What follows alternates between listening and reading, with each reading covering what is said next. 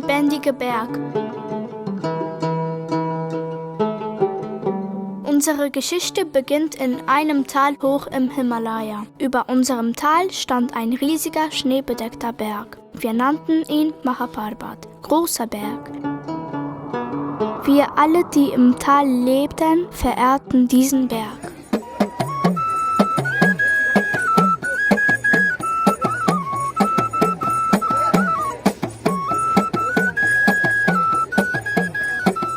Unsere Vorfahren hatten uns gesagt, dass unser Berg von allen Bergen der Welt der lebendigste sei, dass er uns beschützen und für uns sorgen würde, nur unter der Bedingung, dass wir Geschichten über ihn erzählen, über ihn singen und für ihn tanzen.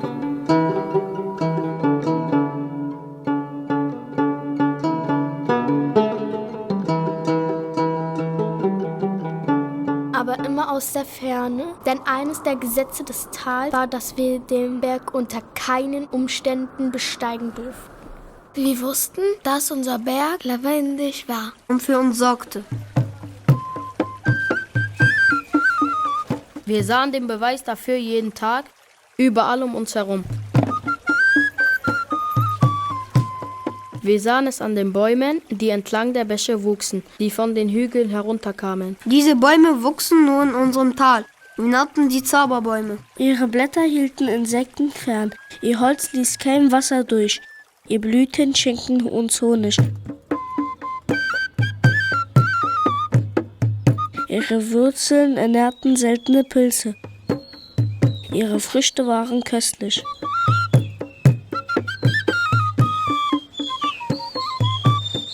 Aber das Wunderbarste von allem war die Nuss, die in der Frucht steckte.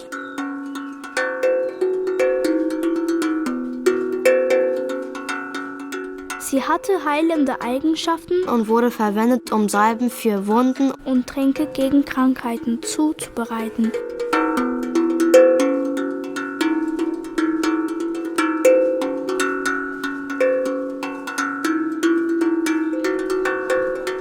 Händler aus dem Flachland reisten weit, um die Nüsse zu bekommen. Um unseren Berg und seine Gaben zu schützen, ließen wir aber keine Händler in das Tal. Sie mussten immer an einem Bergpass warten. Dieser wurde durch ein großes Fallgitter verteidigt.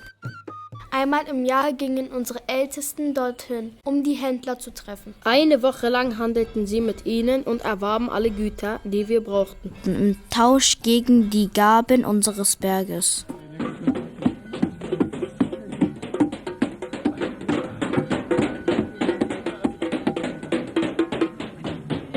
Am Ende der Handelswoche wurde das Fallgitter heruntergezogen und Wachen wurden aufgestellt. Dann kehrten die Ältesten ins Tal zurück. In jedem Dorf wurde eine Dankezeremonie für den Berg abgehalten. Nachdem die Gebete gesprochen waren, feierte und tanzte das ganze Tal. Mahaparbat, Mahaparbat, Mahaparbat, Mahaparbat, Mahaparbat, Mahaparbat, Mahaparbat, Mahaparbat, Mahaparbat. Für uns war das der glücklichste Tag des Jahres.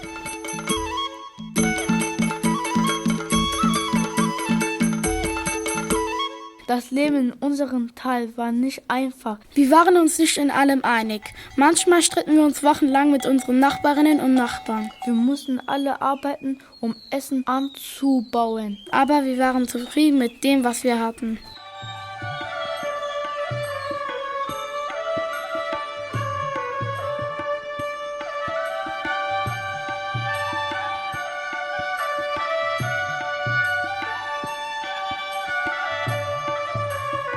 Wir liebten es, Geschichten über den Berg zu hören, Lieder zu singen und zu tanzen. Mahaparbat, Mahaparbat, Mahaparbat, Mahaparbat, Mahaparbat, Mahaparbat, Mahaparbat, Mahaparbat. Unsere Tänze wurden immer von Frauen angeführt. Beim Tanzen fühlten sie sich besonders mit dem Berg verbunden. Sie spürten, wie der Berg zu ihnen sprach.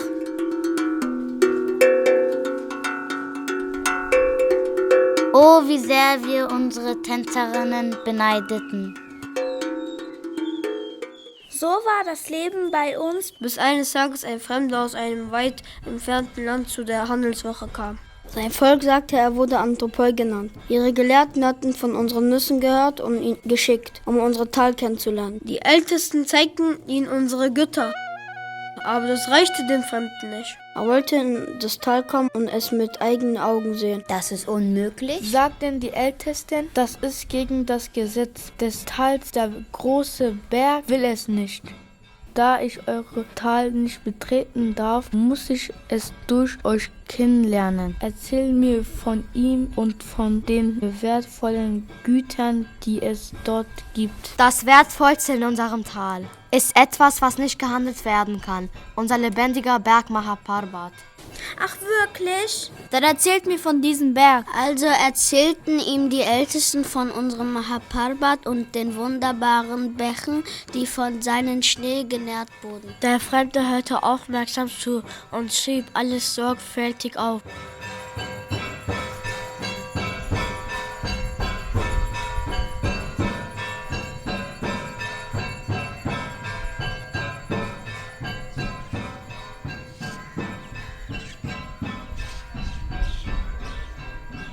Am Ende der Woche reiste er mit den anderen ab. Aber bevor er ging, sagte er: Ich bin sicher, wir werden uns wiedersehen. Ein Jahr verging, von dem Fremden hörte man nichts mehr. Doch eines Morgens begann der große Berg plötzlich zu beben. Lawinen stürzten die Hänge hinunter und im Tal öffneten sich Risse. Entsetzt wandten sich alle an die Tänzerinnen. Was ist da los? Was will uns Mahaparbat sagen? Die Tänzerinnen legten ihre Ohren und Füße auf den Boden und lauschten. Dann drehten sie sich zu uns um. Ein Zeitalter ist zu Ende gegangen und ein neues hat begonnen. Alles wird sich ändern.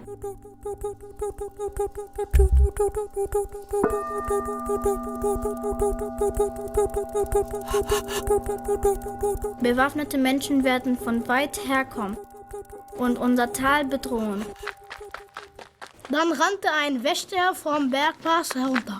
Eine Armee von Anthropoi ist angekommen, um den großen Berg zu erobern. Es sind nicht viele, aber sie haben Waffen und sind erfahrene Krieger. Sie haben das Fallgitter gestürmt und unsere Wachen gefangen genommen. Der erste Anthropoi hatte den Gelehrten seines Volkes alles erzählt, was er über unser Tal gehört hatte. Die Gelehrten meinten, dass sich im Inneren des Berges große Schätze verbergen. Wertvolle Steine, Kristalle, Gold und noch mehr.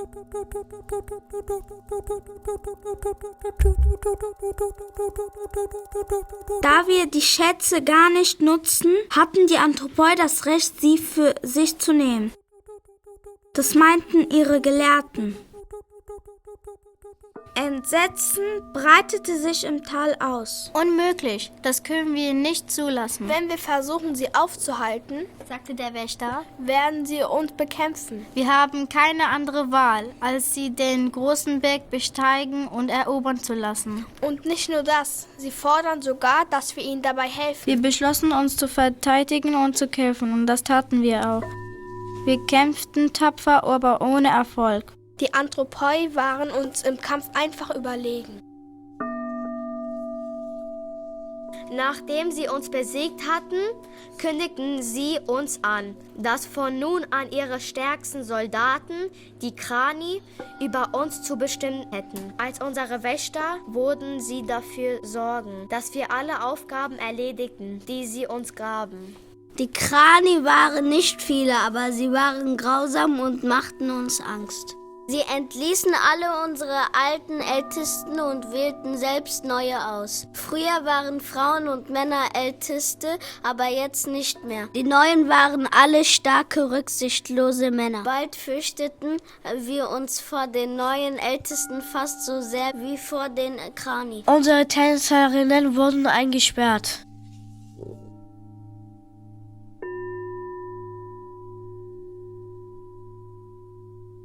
Alle unsere Zeremonien, Lieder, Geschichten und Tänze wurden verboten. Die Krani meinten, das ist alles wertlos. Die Anthropoi sahen die Welt ganz anders als wir. Für sie war die Welt tot. Sie sahen nur, was sie für sich nehmen konnten. Sie erkannten gar nicht, dass man immer zurückgeben muss. Bald merkten wir was ganz Wichtiges. Eigentlich konnten die Anthropoi ohne uns nicht auskommen. Denn wir bauten Nahrung an, stellten Werkzeuge und Heilmittel her und lieferten ihnen alles auf den großen Berg. Wir waren es, die es ihnen ermöglichten, unseren heiligen Berg zu erobern.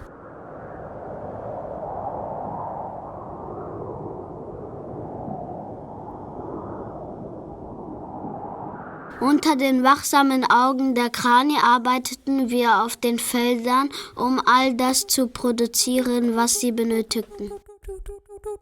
Das ist eure Aufgabe, sagten uns die Krani. Hier gehört ihr hin. Eure Körper sind für den Aufstieg nicht geeignet. Ihr seid nicht stark genug. Eure Köpfe sind schwach und eure Herzen fehlt es an Mut. Ihr seid nur Barbaroi. So nannten sie uns. Viele von uns begannen all das zu glauben. Wir beobachteten die Anthropoi, als die den geheimnisvollen Schnee des Mahaparbat bestiegen. Ihr Eifer, nach oben zu kommen, war riesig. Mit der Zeit bekamen wir den Wunsch, die Hänge selbst zu besteigen.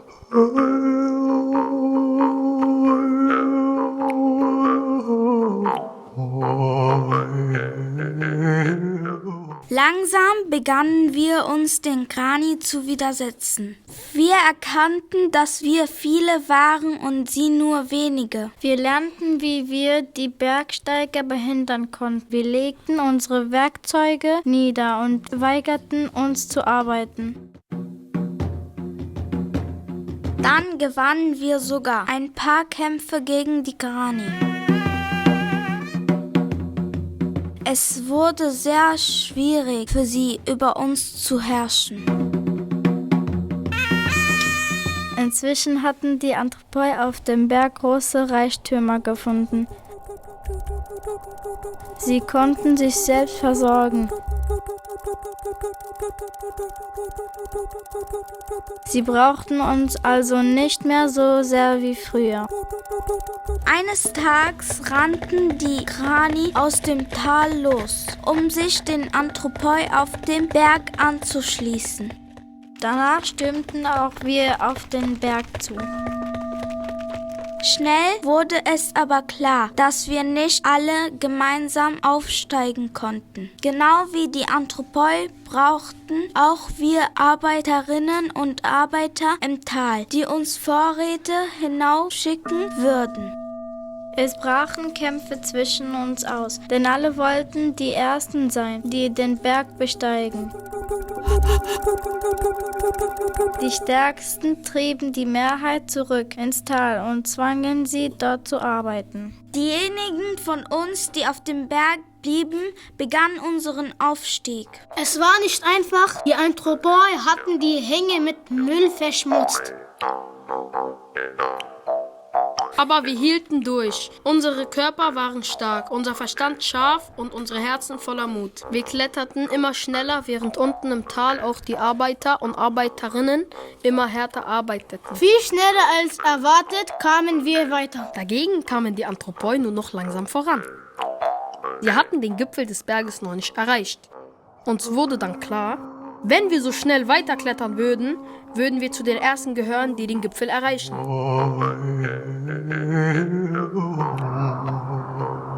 Doch plötzlich winkten uns die Anthropoi zu. Sie zeigten hinunter auf den Fuß des Berges. Erdrutschen, Lawinen. Das Gewicht aller Bergsteiger hatte die Schneedecke an den unteren Hängen erschüttert. Lawinen überrollten das Tal. Aber wir konnten nichts tun. Umkehren war jetzt unmöglich. Wir kletterten immer schneller. Die Anthropoi winkten uns wieder zu. Diesmal zeigten sie auf den Berg selbst. Überall taten sich seltsame Spalten auf. Jeder Schritt löste eine Schlammlawine aus. Einige Anthropoi wurden davon mitgerissen. Trotz der Gefahr gingen wir weiter, schneller und schneller. Dann kamen einige Anthropoi, um mit uns zu sprechen. Sie teilten sogar ein paar Reichtümer des Berges mit uns. Ihre Gelehrten hatten festgestellt, der Berg konnte nur eine kleine Anzahl von Bergsteigern tragen. Wenn immer mehr Menschen hinaufsteigen, würde das Eis zu schmelzen beginnen. Das war jetzt der Fall. Bald würde das Eis das ganze Tal überfluten und alles mit sich reißen. Wir konnten das nicht verstehen. Die Anthropoi hatten immer behauptet, dass sie viel stärker sind als wir, auch weil ihre Ideen allgemein gültig sind. Im Gegensatz zu unseren Ideen, die es nur im Tal gab. Über unseren Glauben, dass der Berg heilig sei, hatten sie nur gelacht. Das ist alles dummer Aberglaube. Alle Berge sind gleich. Sie können alle bestiegen werden, wenn die Bergsteiger nur stark genug, klug und entschlossen genug sind. Sie hatten uns davon überzeugt, dass ihre Denkweise vernünftig, ja sogar selbstverständlich war. Aber der Berg hatte nun alle ihre Argumente widerlegt.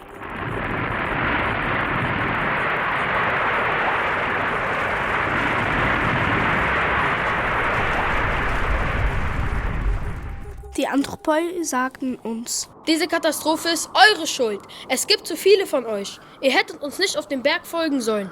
Wir waren zuerst hier. Ihr müsst jetzt zurück ins Tal. Dies ist das Zeitalter der Anthropoi. Ihr habt hier nichts zu suchen. Aber ihr meintet doch, dass alle Menschen versuchten sollten, den Berg zu besteigen, dass wir euch als Vorbild nehmen sollten. Wir sind euch gefolgt und es ist ein Wunder, dass wir so weit gekommen sind. Denn als ihr mit dem Ausstieg begannen, hattet ihr schon den größten Teil der Reichtümer des Berges schon verbraucht. Das ist nicht mehr wichtig. Das liegt alles in der Vergangenheit. Lasst uns über jetzt reden. Wir sind die Anthropoi. Wir wissen immer alles besser. Ihr müsst uns noch genauer nachahmen. Wir lernen neue Arten zu klettern, damit wir leichtfüßig auf den Berg gehen. Ihr müsst lernen, leichtfüßig zu gehen, so wie wir. Aber dafür haben wir keine Zeit. Unsere Leute im Tal verlassen sich darauf, dass wir so schnell wie möglich, so hoch wie möglich klettern, damit auch sie ihren Aufstieg beginnen können. Ihr und eure Leute seid schon viel sicherer als wir. Und ihr seid weiter oben am Hang. Selbst wenn ihr leichtfüßig geht, werdet ihr Lawinen auslösen, die uns mitreißen werden. Wir sind dann verloren. Aber das ist eure Schuld. Ihr habt zu spät mit dem Aufstieg begonnen. Ihr habt euch von den Dummheiten eurer Vorfahren aufhalten lassen. Sonst wärt auch ihr schon weiter oben. Da verstanden wir, dass es keinen Sinn hatte, mit ihnen zu streiten. Der Berg war ihnen völlig egal. Sie wollten nur höher am Hang sein als wir. Sie wollten nur beweisen, dass sie immer recht hatten und wir immer im Unrecht waren. Sie konnten nicht aufhören zu klettern, selbst wenn sie es wollten. Sie konnten nicht zugeben, dass ihre Denkweise und ihr Klettern falsch waren. Sie konnten nicht zugeben, dass ihre Geschichten falsch waren, weil sie leugneten, dass Bäume und Berge lebendig sind. Sie konnten nicht einmal verstehen, dass nicht nur die Art und Weise, wie wir alle jetzt klettern, an unserem Problem schuld war, sondern das Klettern selbst. Und hätten wir umkehren können? Nein, auch das war jetzt unmöglich. Denn auch unsere Körper hatten sich an die Aufregung des Aufstiegs und an die dünne Luft auf den hohen Hängen gewöhnt. Auch unsere Verwandten unten hätten uns nicht erlaubt, umzukehren. Der Abstand zwischen uns und den Anthropoi wurde immer geringer.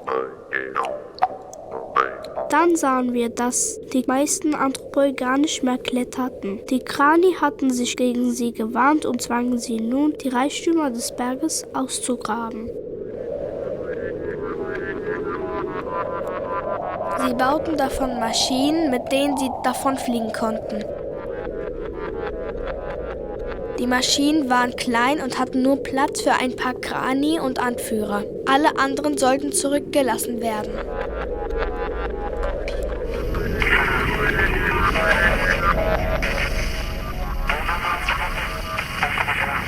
Viele Anthropoi rannten auf uns zu. Wir reichten uns die Hände und umarmten uns. Wir waren nicht länger Anthropoi und Barbaroi, wir waren eins. Vielleicht war an eurem Glauben doch etwas Wahres dran. Könnt ihr uns bitte eure alten Geschichten erzählen, eure alten Lieder singen, eure alte Tänze zeigen, damit wir beurteilen können, ob euer Berg wirklich lebendig ist oder nicht? Entsetzt stellten wir fest, dass wir die alten Geschichten, Lieder und Tänze vergessen hatten. Schließlich fanden wir eine alte Frau, die einst eine Tänzerin gewesen war. Als sie anfing zu tanzen,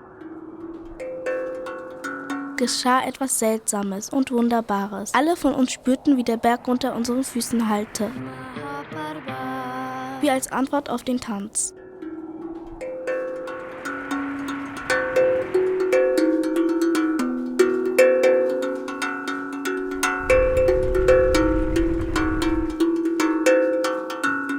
Wir waren alle erstaunt, vor allem die Anthropoi.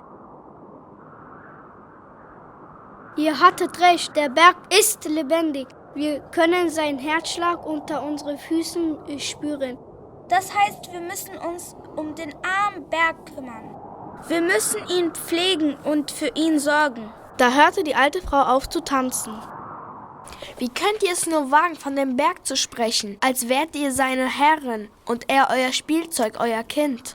Habt ihr denn nichts von dem verstanden, was er euch zu lehren versucht hat? Überhaupt nichts?